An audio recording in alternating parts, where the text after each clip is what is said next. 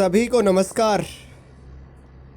मैं विमल कुमार यादव, सहायक आचार्य राजनीति विज्ञान, राजकीय स्नातकोत्तर महाविद्यालय बहरोड के यूट्यूब चैनल में आप सभी का स्वागत करता हूं।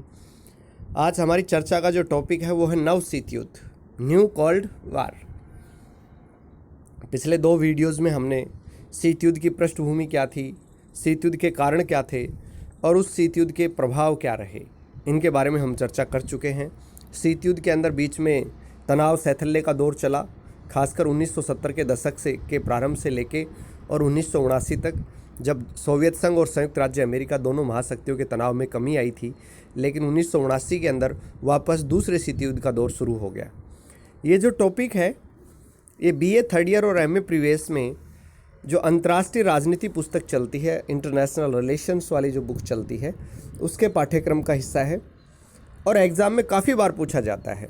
नव शीत युद्ध के कारण क्या थे या द्वितीय शीत युद्ध के कारण क्या थे, स्पष्ट कीजिए, या शीत युद्ध के कारण और प्रभाव क्या थे। तो ये वीडियो जो है BA थर्ड ईयर और MA प्रीवियस के विद्यार्थियों के लिए उपयोगी तो है ही। इसके अलावा जो विद्यार्थी विभिन्न प्रतियोगी परीक्षाओं की तैयारी कर रहे हैं, क्योंकि कॉम्पिटिशन में भी काफ़ी बार शीत युद्ध से रिलेटेड क्वेश्चन पूछ लिए जाते हैं, वैश्विक राजनीति से जुड़ा हुआ एक बड़ा मसला रहा है ये, तो इससे संबंधित सवाल इसमें आते हैं, तो ये उनके लिए भी समान रूप से उपयोगी है। तो आइए चर्चा करते हैं नव शीत युद्ध के बारे में। दरअसल जो दूसरा शीत युद्ध था, नव शीत युद्ध जिसको कहते हैं, उसका प्रारंभ जो है दिसंबर 1979 में हुआ था, जब सोवियत संघ ने अफगानिस्तान में सैनिक हस्तक्षेप शुरू किया, सैनिक आक्रमण किया।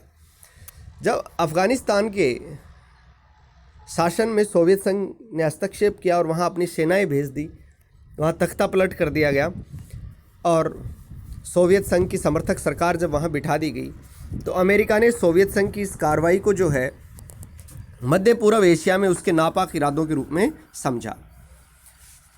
दरअसल सोवियत संघ की जो मूर्खतापूर्ण सैनिक कार्रवाई थी, अजीबोगरीब सैनिक कार्रवाई थी अफगानिस्तान में, तो इसके कारण अमेरिका बहुत चिंतित हो गया। अफगानिस्तान न तो समाजवादी खेमे का सदस्य था और न ही वारसा संधि का सदस्य था। दरअसल अफगानिस्तान राजनीतिक और भौगोलिक रूप से एक बड़ा पिछड़ा हुआ इलाका था, आर्थिक संसाधनों की दृष्टि से पिछड़ा हुआ था, सामरिक दृष्टि से भी बहुत उस समय महत्वपूर्ण नहीं लगता था, राजनीतिक रूप से भी कबीलाई शासन थे, कबीले बटे हुए थे। तो वहाँ पर सोवियत संघ के द्वारा सैनिक आक्रमण करना एक चौंक आने वाला कार्य था। जब ये कार्रवाई शुरू हुई, उस समय सोवियत संघ सैनिक दृष्टि से अमेरिका से आगे चल रहा था, सामरिक दृष्टि से सोवियत संघ ज़्यादा शक्तिशाली था, क्योंकि सोवियत संघ ने अंगोला, इथोपिया और दक्षिणी यमन में न केवल अपनी सेनाएं मौजूद कर रखी थी, बल्कि जब अफगानिस्तान में उसने सैनिक आक्रमण किया तो अमेरिका और उसके मित्र देशों ने यह समझा कि एक साहसिक सैन्य एक्टिविज्म है, एक साहसिक सैन्य सक्रियवाद है।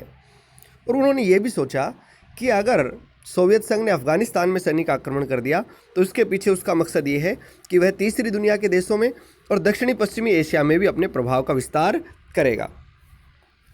अमेरिका नीति के कुछ विश्लेषकों का ये मानना था कि ये सैन्य शक्ति संतुलन के संबंध में अमेरिका के द्वारा जो ढूलमिल नीति अपनाई गई है, उसी के कारण आज सोवियत संघ लूटपाट करने और हड़पने की नीति पर आ गया है।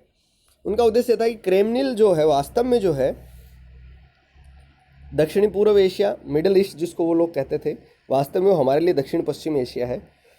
दक्षिण पश्चिमी एशिया तथा इसके अलावा हिंद महासागर के क्षेत्र में अपना प्रभाव विस्तारित करना चाहता है, तेल के कुओं पर अपना कब्जा करना चाहता है, तेल भंडारों पर अपना कब्जा करना चाहता है। दरअसल ये जो अफगानिस्तान जो था, खासकर उत्तरी अफगानिस्तान, तो उसमें बहुत सारे कबीले थे और वो कबीले जो मध्य एशियाई गणराज्य थे, तुर्कमेनिस्तान, कजाकिस्तान, किर्गिस्तान, उज़्बेकिस्तान, तो ये जो सोवियत संघ के जो हिस्सा थे ये गणराज्य, उन सोवियत संघ के मध्य एशियाई गणराज्यों के साथ अफगानिस्तान के कबीलों के धार्मिक, सांस्कृतिक और जातीय संबंध रहे थे। तो मास्को का प्रभाव शुरू से ही इस क्षेत्र में ज़्यादा रहा था। दूसरा, सोवियत संघ ने उत्तरी अफगानिस्तान के जो कबीलाई क्षेत्र था, इनके विकास के लिए समय समय पर सैन्य और सहायता भी उपलब्ध कराई थी और आर्थिक सहायता भी उपलब्ध कराई थी।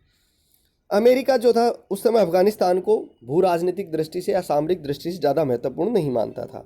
अमेरिका की दृष्टि में अफगानिस्तान जो था एक भौगोलिक दृष्टि से और संसाधनों की दृष्टि से पिछड़ा हुआ इलाका था, जो अलग अलग कबीलों में बटा हुआ था और वो कबीले आपस में संघर्षरत रहते थे। इसके अलावा ईरान में क्या हुआ कि 1979 में शाह रजा पहलवी का तख्ता पलट करके अयतुल्ला खोमनी ने धार्मिक आधार पर सत्ता हथिया ली। अयतुल्ला खोमनी ने वहाँ इस्लामिक क्रांति करके अमेरिकी समर्थक शाह रजा पहलवी के शासन का अंत कर दिया। इससे ईरान में धार्मिक कट्टरता बढ़ी। इसके अलावा ईरान के अलावा इराक, अफगानिस्तान और पाकिस्तान जो था उसमें जो जातीय अल्पसंख्यक थे उनमें असंतोष बढ़ रहा था। तो उस बढ़ते असंतोष के परिणाम स्वरूप सोवियत संघ ने यह सोचा कि अफगानिस्तान उसके लिए सामरिक दृष्टि से महत्वपूर्ण है, क्योंकि उसके मध्य एशियाई गणराज्यों की सीमाएं अफगानिस्तान से मिलती हैं। अगर वहाँ पर उसकी विरोधी सरकार स्थापित हुई तो उसके हितों को खतरा पहुँचेगा। तो सोवियत संघ ने वहाँ पर हस्तक्षेप कर दिया। सोवियत हस्तक्षेप के पश्चात अमेरिका जागा। उसने सोचा कि अफगानिस्तान के माध्यम से सोवियत संघ मिडल ईस्ट के देशों में और तीसरी दुनिया के देशों में अपना प्रभाव स्थापित करना चाहता है। तो अफगानिस्तान में सोवियत संघ को काउंटर करने के लिए अमेरिका ने पाकिस्तान को महत्व देना शुरू कर दिया। अब पाकिस्तान को उसने फ्रंट लाइन का स्टेट का दर्जा दिया, अग्रिम पंक्ति के राज्य का दर्जा दिया। पाकिस्तान जो था उसे अमेरिका की ज़रूरत थी। दरअसल क्या हुआ था कि दिसंबर 1971 में जब पूर्वी पाकिस्तान जो है बांग्लादेश नाम से स्वतंत्र राष्ट्र बन गया और पाकिस्तान के दो टुकड़े हो गए, तो उसके बाद अमेरिका ने पाकिस्तान को वेटेज देना कम कर दिया और पाकिस्तान को आर्थिक और सैन्य सहायता में कटौती करनी शुरू कर दी थी। लेकिन जब अफगानिस्तान में सोवियत संघ का हस्तक्षेप हुआ तो पाकिस्तान के लिए की बाछें खिल गई, क्यों कि पाकिस्तान को पता था कि अब अमेरिका को पाकिस्तान की ज़रूरत होगी और ऐसा हुआ भी। जो जनरल जिया उल हक थे उसे अमेरिका के द्वारा बड़े पैमाने पर सैनिक हथियार, आधुनिक तकनीक और आर्थिक सहायता देना शुरू कर दिया ताकि सोवियत संघ के जो आक्रमण को अफगानिस्तान में प्रतिसंतुलित किया जा सके। अब पाकिस्तान को जब इतने बड़े पैमाने पर हथियार मिले, टेक्नोलॉजी मिली, तो दक्षिण एशिया में खासकर भारत की चिंताएं बढ़ गई। पाकिस्तान ने अपने परमाणु कार्यक्रम को जारी रखने का और अवसर मिल गया। पाकिस्तान चीन की सहायता से अपने परमाणु कार्यक्रम को लगातार जारी रखे हुए था। अमेरिका ने जानबूझकर पाकिस्तान के उस परमाणु कार्यक्रम के प्रति अपनी आंखें बंद कर ली और चुप्पी साध ली। जैसे कार्टर और रीगन जो प्रशासन थे, उन्होंने परमाणु अप्रसार संबंधी जो अमेरिका के कानून थे, जैसे सिमिटगन का संशोधन कानून या ग्लेन संशोधन कानून, प्रेसलर एक्ट 1985, इनमें किसी का भी इस्तेमाल पाकिस्तान के खिलाफ नहीं किया, जो कि पाकिस्तान अब बड़े पैमाने पर जो है परमाणु हथियार और युद्ध सामग्री को बढ़ावा देने कार्यक्रम में लग गया। अब भारत की चिंताएं वाजिब थी कि पाकिस्तान उसका दुश्मन राष्ट्र था। उसे चीन और अमेरिका दोनों से सैनिक सहायता मिल रही थी, आधुनिक तकनीक के हथियार मिल रहे थे और वो अपने न्यूक्लियर प्रोग्राम को आगे बढ़ा रहा था। तो इन परिस्थितियों में स्वाभाविक रूप से भारत का झुकाव सोवियत संघ की तरफ हो गया। जब सोवियत संघ ने अफगानिस्तान में हस्तक्षेप किया तो इंदिरा गांधी ने चुप्पी साध ली, जबकि इंदिरा गांधी जो थी, भारत जो था गुटनिरपेक्ष देशों का सदस्य था और उसने सोवियत संघ के आक्रमण की निंदा नहीं की। अमेरिका ने कहा कि भारत जो है स्वयं को गुटनिरपेक्ष कहता है, पर वास्तव में उसका रुझान सोवियत संघ की तरफ है और सोवियत संघ की तरफ भारत का रुझान परिस्थितियों की देन था। दूसरे शीत युद्ध का परिणाम भारत और सोवियत संघ संबंधों पर विशेष रूप से पड़ा। भारत सोवियत संघ के करीब चला गया और दक्षिणी एशिया में पाकिस्तान के द्वारा जो हथियारों की होड़ को जन्म दिया गया, उसके कारण दक्षिणी एशिया जो है वो शस्त्र प्रतिस्पर्धा का एक नया क्षेत्र बन गया। अमेरिका ने पाकिस्तान को F-16 जैसे लड़ाकू विमान दिए। अमेरिका चाहता था कि पाकिस्तान जो है सोवियत संघ के आक्रमण को संतुलित करे अफगानिस्तान में, तो पाकिस्तान ने अमेरिका के हिसाब पर आतंकवादी संगठनों को बढ़ावा दिया। अमेरिका ये भी चाहता था कि पाकिस्तान जो है भारत से कमज़ोर नहीं पड़े, तो भारत के समकक्ष बना रहे, तो उसे आधुनिकतम तकनीक उसके द्वारा दी गई। अमेरिका ने एक नई आणविक शक्ति पाकिस्तान को उभरने का मौका दिया। अमेरिका की इसी दोगलेपन की नीति से दक्षिणी एशिया के अंदर, जिसमें भारत और पाकिस्तान ये देश शामिल हैं, उसमें परमाणु हथियारों की दौड़ शुरू हो गई। कश्मीर मुद्दे पर अमेरिका ने पाकिस्तान को समर्थन दिया, रक्षा क्षेत्र में भारी सहायता दी गई और दूसरा चीन की मदद से पाकिस्तान जो था वो अपने परमाणु प्रक्षेपास्त्रों को आगे बढ़ाने में सफल हुआ। ये ऐसा हुआ सोवियत संघ के अफगानिस्तान में आक्रमण के कारण। जहाँ तक सोवियत संघ की बात है, जो द्वितीय विश्व युद्ध था वो सोवियत संघ के लिए ज़्यादा घातक हुआ, क्योंकि अफगानिस्तान की जो राजनीतिक भौगोलिक स्थिति ऐसी है कि वहाँ पर कोई भी एक राष्ट्र अपना संपूर्ण प्रभुत्व स्थापित नहीं कर सकता। अफगानिस्तान कबीलों में बटा हुआ है, वो कबीले स्वायत्त हैं और वो किसी भी एक सत्ता को स्वीकार नहीं करते हैं। फिर वो हथियारों में दक्ष होते हैं। भौगोलिक स्थितियाँ ऐसी हैं कि विशाल रेगिस्तान, पहाड़, गुफा वाले इलाके और पर्वतीय इलाके हैं, तो किसी भी सेना के लिए लड़ना वहाँ पर जो है आसान नहीं होता। अफ़गानिस्तान के अंदर सोवियत सेनाएं 10 वर्ष रही, लेकिन सोवियत संघ अफ़गानिस्तान पर पूर्ण नियंत्रण स्थापित नहीं कर पाया। 10 वर्ष उस सेनाओं की उपस्थिति की सोवियत संघ ने भारी कीमत चुकाई, क्योंकि उसका सैन्य बजट बहुत ज़्यादा बढ़ गया, खर्चा बहुत बढ़ चुका था। और सोवियत संघ को काउंटर करने के लिए अमेरिका ने आतंकवादी तत्वों को पनपने का मौका दिया। उसने पाकिस्तान को इसलिए आर्थिक और सैनिक सहायता दी ताकि वो तालिबान और अलकायदा जैसे दूसरे आतंकवादी संगठनों को जो है बढ़ावा दे, जो सोवियत सेनाओं पर हमला करते रहे। पाकिस्तान ये कार्य करता रहा और आज अमेरिका और पाकिस्तान जो भुगत रहे हैं तालिबान और अलकायदा जैसे हमलों को, तो उनको जन्म भी उन्होंने ही दिया था, उनको पाला पोसा भी उन्होंने ही था। सोवियत संघ की हालांकि आर्थिक हालत खस्ता हो गई आक्रमण के परिणाम स्वरूप, उसका बजट बहुत ज़्यादा बढ़ चुका था, आर्थिक हालात खस्ता हो चुके थे, और उन खस्ता आर्थिक हालात ने ही सोवियत संघ को अफ़गानिस्तान से अपनी सेनाएं बढ़ाने के लिए मजबूर किया, और इसके लिए अप्रैल 1988 में जिनेवा समझौता भी हुआ। गोरबाचोव ने 1985 के अंदर सोवियत संघ की सत्ता संभाली थी, और उन्हें यह पता पड़ गया था कि सोवियत संघ के अंदर आंतरिक खोखलापन बढ़ता जा रहा है। गोरबाचोव ने अमेरिका के साथ टकराव की बजाय अंतर्राष्ट्रीय शांति और सहयोग की नीति पर बल दिया। उन्होंने 1989 में जो सोवियत संघ की संसद थी ड्यूमा, उसमें स्पीच देते हुए कहा कि सोवियत संघ के द्वारा जो पहले जो गलत नीतियाँ अपनाई गई हैं, उन गलत नीतियों का परिणाम आज हमारे नागरिक भुगत रहे हैं। देश की आर्थिक हालत बदतर होती जा रही थी, लोगों को पर्याप्त मात्रा में भोजन और स्वास्थ्य सुविधाएं नहीं मिल रही थी, राशन की दुकानों पर लंबी लंबी लाइनें लगी गई थी, खर्च रक्षा क्षेत्र में जो बड़े पैमाने पर खर्च किया गया उसकी वजह से अर्थव्यवस्था चरमरा गई थी, घाटे का बजट बन रहा था, नौकरशाही निष्क्रिय और भ्रष्ट और अकुशल होती जा रही थी। तो गोरबाचोव ये बताना चाहते थे कि अगर सोवियत संघ को संकट से उबारना है तो हमें अपनी अर्थव्यवस्था में और राजनीतिक क्षेत्र में एक तो खुलापन लाना पड़ेगा, यानी ग्लासनोस्त की नीति अपनाई गई। दूसरा, हमें अपनी अर्थव्यवस्था का पुनर्निर्माण करना पड़ेगा, तो पुनर्निर्माण की नीति भी अपनाई गई। गोरबाचोव ने अपने राजनीतिक चिंतन के तहत क्या किया कि निशस्त्रीकरण, शस्त्र नियंत्रण और विश्व शांति की दिशा में अमेरिका के साथ सक्रिय सहयोग की नीति को अपनाया, और 1987 में अमेरिका के राष्ट्रपति रीगन और सोवियत राष्ट्रपति गोरबाचोव के मध्य INF संधि पर हस्ताक्षर हुए, इंटरनेशनल न्यूक्लियर फोर्स संधि पर हस्ताक्षर हुए, जिसके तहत दोनों ही महाशक्तियाँ जो उसके मीडियम रेंज के और लोअर रेंज के, मध्यम और लघु स्तर की जो परमाणु हथियार हैं उनमें 50% कटौती करेंगे। शस्त्र नियंत्रण और निशस्त्रीकरण की दिशा में एक महत्वपूर्ण प्रयास था। इसके अलावा गोरबाचोव ने नवंबर 1989 में बर्लिन की दीवार को ढाने की सहमति प्रदान कर दी। बर्लिन की दीवार 1961 के अंदर जो है बनाई गई थी। सोवियत संघ जो था उसका पूर्वी बर्लिन पर कब्जा था, अमेरिका का पश्चिम बर्लिन पर कब्जा था, और बर्लिन जो है जर्मनी की राजधानी थी। तो सोवियत संघ ने बर्लिन के बीचों बीच दीवार खिंचवा दी थी 1961 में, और ये शीत युद्ध का प्रतीक थी। शीत युद्ध के इस प्रतीक बर्लिन की दीवार को 1989 में ढा दिया गया, और जनवरी 1990 में पूर्वी और पश्चिमी जर्मनी का एकीकरण हो गया और दोनों एक जर्मन राष्ट्र बन गए। इन घटनाओं से संकेत मिल रहा था कि सोवियत संघ अब पहले की तरह राजनीतिक और आर्थिक रूप से ताकतवर राष्ट्र नहीं बचा है। सोवियत संघ के विघटन की प्रक्रिया शुरू हो चुकी थी और बचा हुआ काम बोरिस येल्त्सिन ने कर दिया।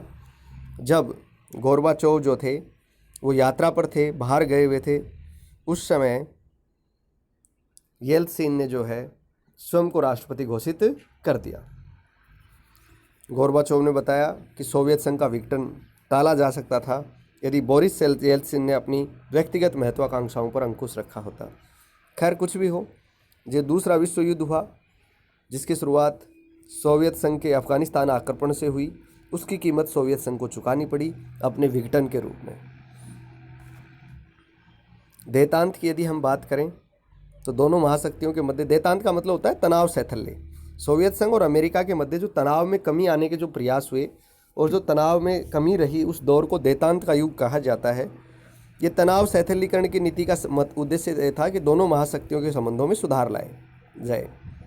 अमेरिका के राष्ट्रपति जो थे जिम्मी कार्टर, उन्होंने 1998 में कहा था कि देतांत का जो उद्देश्य है और अर्थ है वो राष्ट्रों के बीच तनाव को कम करना है। C.D. ब्लेकर एक विद्वान हुए हैं, उन्होंने अपनी पुस्तक रिलक्टेंट वॉरियर्स 1987 में लिखा है कि दोनों महाशक्तियों के मध्य जो हितों का संतुलन था उसके फलस्वरूप देतांत ने जन्म लिया था। देतांत का मुख्य आधार था सहयोग, पारस्परिकता और विभिन्न मतभेदों का समायोजन। 1969 में अमेरिका के जो राष्ट्रपति थे रिचर्ड निक्सन और सोवियत संघ के जो राष्ट्रपति थे लियोनिद ब्रेजनेव, दोनों देशों के मध्य तनाव में कमी लाने की दिशा में समझौते पर हस्ताक्षर किए और प्रयास किया। इसके पीछे कारण क्या था? दोनों देश तनाव क्यों कम करना चाहते थे? दरअसल इसके पीछे था आतंक का संतुलन, भय का संतुलन। दरअसल दोनों देश परमाणु शक्ति संपन्न थे और वो जानते थे कि अगर हम दोनों देश एक दूसरे से टकराए तो दोनों का विनाश सुनिश्चित है, दोनों की तबाही सुनिश्चित है।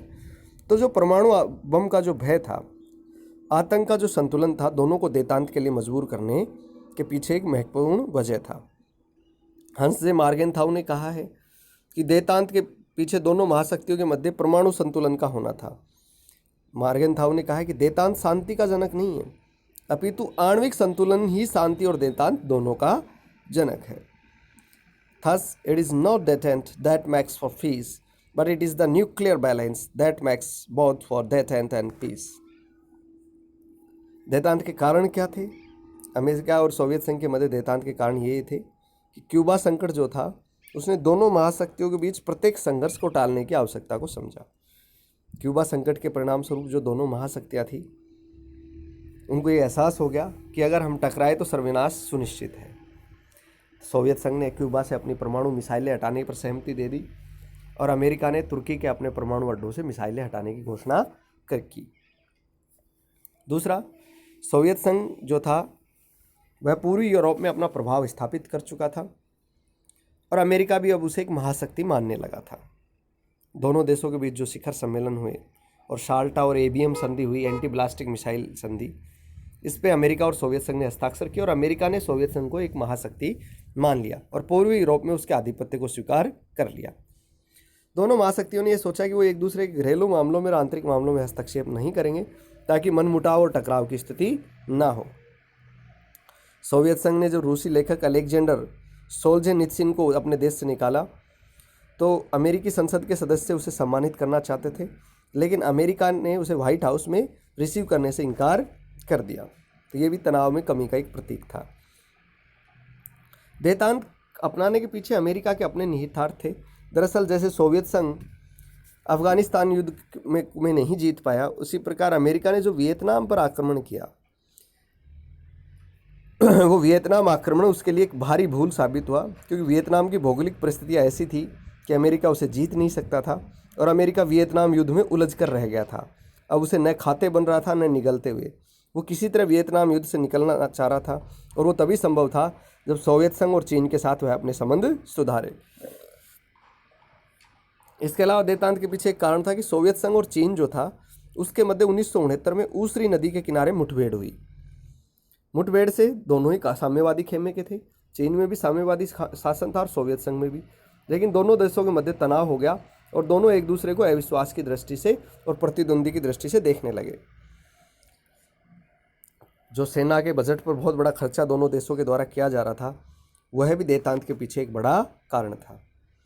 इसके अलावा सातवां जो कारण हम मान सकते हैं कि सोवियत संघ की जो बढ़ती हुई सैनिक शक्ति थी वो अमेरिका के लिए चिंता का विषय थी और हथियारों के निर्माण के मामले में शीत युद्ध के दौर में सोवियत संघ अमेरिका से निरंतर आगे रहा था। देतांत की नीति अपनाने के पीछे दोनों के आर्थिक हित भी थे। दरअसल 1960 के दशक में अंत में सोवियत संघ ने भी पश्चिमी यूरोप के मामलों में हस्तक्षेप की अपनी नीति बंद कर दी थी और उसने पश्चिमी यूरोप के देशों के साथ मिलजुल कर रहने की नीति अपना ली थी। इसके अलावा जो राष्ट्रपति निक्सन थे उनका व्यक्तित्व और साहसिक निर्णय लेने की जो क्षमता थी वह भी एक कारण थी। जैसे चीन जो था उसे अमेरिका ने अभी तक अछूत रखा था। चीन के अस्तित्व को कोई मान्यता नहीं दी थी, साम्यवादी चीन के। लेकिन निक्सन के प्रयासों के परिणाम स्वरूप चीन के अमेरिका के साथ राजनीतिक और कूटनीतिक संपर्क जो थे वो बढ़े। चीन अमेरिका के नज़दीक आया। 1969 में जो सांस्कृतिक क्रांति जो चीन में चलाई जा रही थी माओ त्से तुंग के द्वारा, वो क्षीण हो रही थी और निक्सन और हेनरी किसिंगर के प्रयासों के द्वारा अमेरिका और चीन के संबंधों में सुधार आया। तो ये जो था देतांत का जो दौर था, जो 1960 के दशक के अंत में प्रारंभ हुआ और 1970 के दशक के अंत तक चलता रहा, वह देतांत का पहला दौर था। देतांत का जो दूसरा दौर है वो शुरू होता है 1985 में राष्ट्रपति गोर्बाचोव के राष्ट्रपति बनने के बाद। 1985 में अमेरिका के राष्ट्रपति रीगन और डोनाल्ड गोर्बाचोव के मध्य जो है पहली शिखर वार्ता हुई। शिखर वार्ता का यद्यपि कोई स्पेशल कोई उद्देश्य पहले निर्धारित नहीं किया गया था, न कोई दिशा निर्धारित की गई थी। और ये पहला शिखर सम्मेलन जो था वो असफल भी रहा। असफल इसलिए रहा क्योंकि जो अमेरिका के राष्ट्रपति थे रीगन, उन्होंने गोर्बाचोव की उस बात को मानने से इनकार किया गया था जिसमें सोवियत संघ ने आग्रह किया था कि अमेरिका अपने स्टार वार कार्यक्रम को त्याग दे। रीगन ने अपने स्टार वार कार्यक्रम अंतरिक्ष युद्ध को त्यागने से मना कर दिया। तो पहला शिखर सम्मेलन यद्यपि असफल रहा, लेकिन इससे ये बात स्पष्ट हुई कि गोर्बाचोव जो है वो पाश्चात्य देशों के साथ मित्रता के समर्थक हैं, अच्छे संबंध स्थापित करना चाहते हैं। इसके बाद में शिखर सम्मेलन असफल होने के बावजूद सोवियत संघ और अमेरिका के विदेश मंत्रियों के मध्य नियमित बैठकें होती रही और जिसके परिणाम स्वरूप 1987 में INF संधि में पर हस्ताक्षर हुए, जिसमें दोनों ही देश अपने मिडिल रेंज के और लोअर रेंज की जो परमाणु मिसाइलें थी, परमाणु हथियार थे, उसमें 50% कटौती के लिए सहमत हो गए। इसके अलावा मास्को द्वारा जो अमेरिकी नीति थी उसको महत्वपूर्ण मुद्दों पर सहयोग देने की नीति अपनाई गई। दरअसल गोर्बाचोव चाहते थे कि शस्त्र नियंत्रण और निशस्त्रीकरण को बढ़ावा दिया जाना चाहिए। सोवियत संघ की जो भूमिका थी अंतर्राष्ट्रीय राजनीति में अब की जानी चाहिए, क्योंकि सोवियत संघ की अर्थव्यवस्था चरमरा रही है, वो इतनी भूमिका अब निर्वाह नहीं कर सकता। और संयुक्त UNO की जो भूमिका है, संयुक्त राष्ट्र संघ की भूमिका है, उसमें इजाफा होना चाहिए। दूसरे देतांत की जो आवश्यकता थी वो अमेरिका की बजाय सोवियत संघ को ज़्यादा थी। जैसा कि मैंने बताया, उसकी अर्थव्यवस्था चरमरा चुकी थी, हालात उसके विपरीत होते जा रहे थे, बजट घाटा बढ़ रहा था। तो इन परिस्थितियों में सोवियत संघ के लिए ज़रूरी हो गया था कि उसने अगर तत्काल कदम नहीं उठाए तो वह तबाही के कगार पर पहुंच जाएगा। अमेरिका जो था वो सोच रहा था कि अगर वास्तव में राष्ट्रपति गोर्बाचोव सुधारों के लिए प्रयत्नशील हैं और शांति के समर्थक हैं तो अमेरिका को इस मौके का फ़ायदा उठाना चाहिए। तो दोनों की पारस्परिक आवश्यकताओं ने दोनों को देतांत की नीति का अनुसरण करने के लिए बाध्य किया। सोवियत संघ की जो घरेलू आर्थिक और राजनीतिक समस्याएं गहरा रही थी, गोर्बाचोव ने पेरेस्ट्राइका और खुलेपन की नीतियों को स्वीकार करके किया। गोर्बाचोव ने 1989 में ब्रिटेन, पश्चिमी जर्मनी, फ्रांस और चीन की यात्राएं की और सबको ये आश्वासन दिया कि क्रेमलिन यानी रूस, सोवियत संघ अंतर्राष्ट्रीय शांति, सुरक्षा और स्थायित्व के प्रति प्रतिबद्ध है। गोर्बाचोव की चीन यात्रा इस बात का परिचायक थी कि वह बीजिंग के साथ भी अपने संबंध सुधारना चाहता था और पुरानी शत्रुता और संदेह को खत्म करना चाहता था। 1988 में गोर्बाचोव ने UNO के अंदर एक भाषण दिया संयुक्त राष्ट्र संघ में, और उसमें कहा कि सोवियत संघ अपनी सैन्य शक्ति में कटौती करेगा, जिसके तहत जो पूर्वी यूरोप के अंदर उसकी 500 परमाणु मिसाइलें हैं उनको वह हटाएगा और मंगोलिया के अंदर जो हजारों सोवियत सैनिक हैं उनको अग्रिम पंक्ति से पीछे करेगा। 1988 में जो जिनेवा समझौता हुआ, उस जिनेवा समझौते में भी जिनेवा में 5 समझौते हुए और उन समझौतों पर सोवियत संघ ने अपनी सेनाओं की वापसी पर सहमति प्रदान कर दी। फरवरी 1989 से सोवियत संघ ने अफगानिस्तान से अपनी सेनाएं वापस बुलाना शुरू कर दिया। इससे अमेरिका की एक बड़ी चिंता दूर हुई। अमेरिका सोच रहा था कि सोवियत संघ जो मध्य एशिया के तेल के कुओं पर कब्जा कर लेगा और खाड़ी देशों से जो विश्व व्यापार होता है और संचार व्यवस्था है उसको बाधित कर देगा। इसके अलावा हिंद महासागर में भी अमेरिका के लिए एक बड़ी नौसैनिक चुनौती पेश करेगा। लेकिन जब सोवियत संघ ने अफगानिस्तान से 1989 में अपनी सेनाएं हटानी शुरू कर दी तो अमेरिका की एक बड़ी सुरक्षा चिंताएं दूर हो गई और वो ये समझ गए कि गोर्बाचोव सुधारों के इच्छुक हैं। जहाँ तक यूएनओ का प्रश्न है, गोर्बाचोव ने कहा कि अंतर्राष्ट्रीय समस्याओं के समाधान में अब संयुक्त राष्ट्र संघ की भूमिका में इजाफा होना चाहिए। सोवियत संघ के जो लेख अखबार थे प्रावदा व यूजेस्तिया, उसमें गोर्बाचोव ने एक लेख लिखा, सुरक्षित संसार की वास्तविकताएं और गारंटी, और उसमें उसने कहा कि संयुक्त राष्ट्र संघ के महासचिव और संयुक्त राष्ट्र संघ की अंतर्राष्ट्रीय शांति और सुरक्षा स्थापित करने में भूमिका बढ़ाई जानी चाहिए। सोवियत संघ ने संयुक्त राष्ट्र संघ की जो अपनी बकाया धनराशि थी उसका भुगतान भी कर दिया, अफगानिस्तान से अपनी सेनाएं भी वापस बुला ली। दरअसल अब गोर्बाचोव सोवियत संघ की छवि एक आक्रामक देश की बजाय एक शांति व सुरक्षा के पक्षधर देश के पेश करना चाहते थे। अमेरिका ने भी उसे अपने लाभ के लिए उचित समझा। दोनों देशों के मध्य संबंध शुरू हुए, तो इसमें गोर्बाचोव की एक अहम भूमिका रही। 1988 के अंदर जिनेवा समझौता हुआ, निशस्त्रीकरण हुआ, संयुक्त राष्ट्र संघ की भूमिका में वृद्धि करने पर दोनों देश सहमत हुए। तो इन सब कारणों के कारण दूसरे जो देतांत का दौर था वो चला। जैसा कि मैंने बताया 1989 में बर्लिन की दीवार को ढा दिया गया और जनवरी 1990 में पूर्वी और पश्चिमी जर्मनी का एकीकरण हो गया। बर्लिन की दीवार का ढहना शीत युद्ध के अंत का प्रतीक था। अब आपका जो असाइनमेंट है कि आप नव शीत युद्ध के कारण व देतांत को स्पष्ट करेंगे। ये क्वेश्चन कई बार एग्जाम में आ चुका है, इसलिए उपयोगी भी है। उम्मीद है ये वीडियो आपको पसंद आएगा। इसे लाइक करें, शेयर करें और सब्सक्राइब करें ताकि इस कोरोना महामारी में अधिक से अधिक विद्यार्थियों को इसका लाभ मिल सके। आप सभी का बहुत बहुत धन्यवाद, बहुत बहुत आभार। कोई समस्या हो तो आप यूट्यूब के कमेंट बॉक्स में लिख सकते हैं।